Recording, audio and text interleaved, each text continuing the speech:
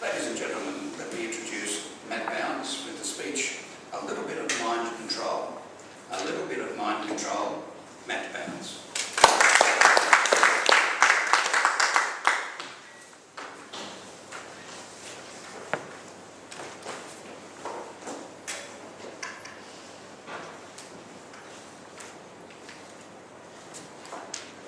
I have a question for you.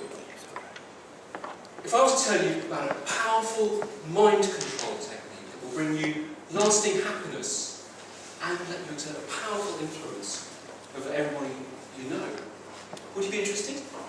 Yeah. I'm going to tell you all about that in just a moment or two. First, a little story.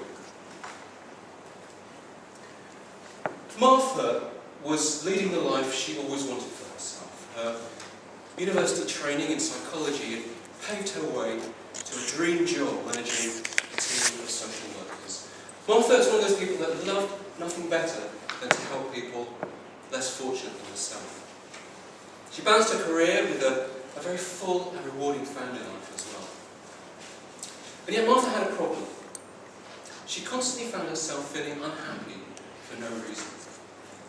I have absolutely no reason to feel unhappy, she said. All I know is I feel miserable. Mr. Toastmaster, fellow Toastmasters, is that a feeling you can relate to when you have everything to be grateful for, and yet inside you feel... Well, one day, Martha was reading an article in the New Scientist magazine. It was called Happiness Spreads Like the Plague, and it was all about a study done by a famous American university. And what they found is that the emotions of happiness and misery spread through communities in exactly the same way as a dose of influenza. And so powerful is this the fact that the happiness of your colleagues, your friends, and even your friends' friends, people you've never even met in your life, can have a powerful effect on your own mood. And what Martha realised was that she had become a casualty of her profession. Because as someone who works in misery's backyard, as it were, her constant exposure to unhappiness was at the root cause of her own abiding unhappiness. So what was she to do? Well, luckily, she had a flash of inspiration. During her psychology training, she'd been introduced to work on the way we humans transmit emotions with our faces. And in particular, she remembered the work of Dr. Paul Ekman, the world's leading expert on facial expression. And Paul Ekman's life work amounted to analysing, cataloguing and demonstrating all the universally recognised facial expressions: joy, anger, disgust, and so on. And one of Paul Ekman's breakthrough discoveries was that he found that the more you practiced or even looked at any one of these expressions, the more you actually started to feel that way yourself.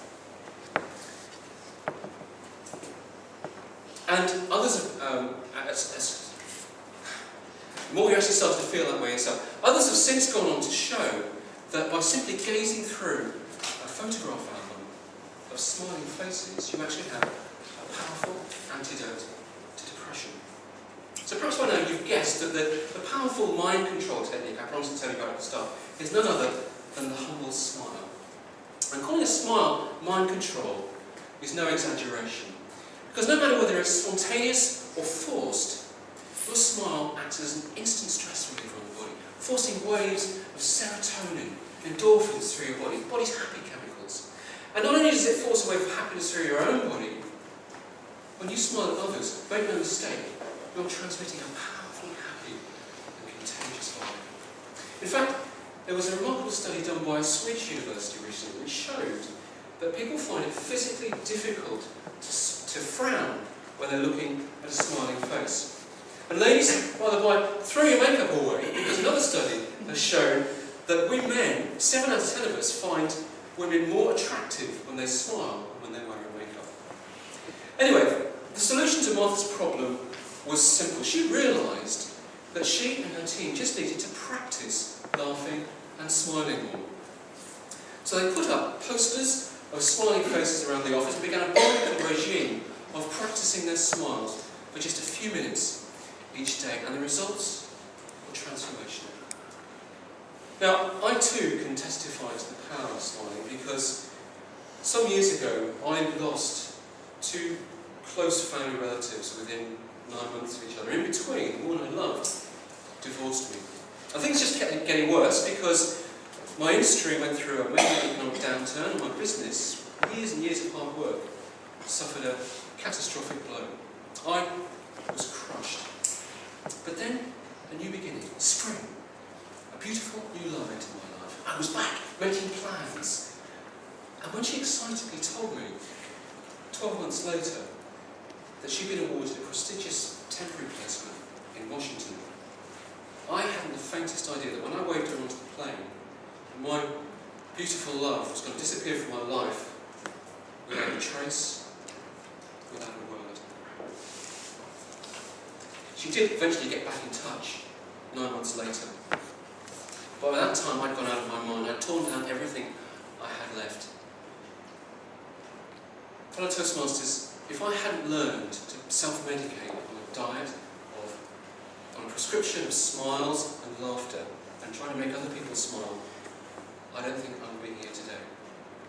So the simple message of my talk is what? Smile. Put yourself in training and smile till your face aches. It will change your life. It may even save it.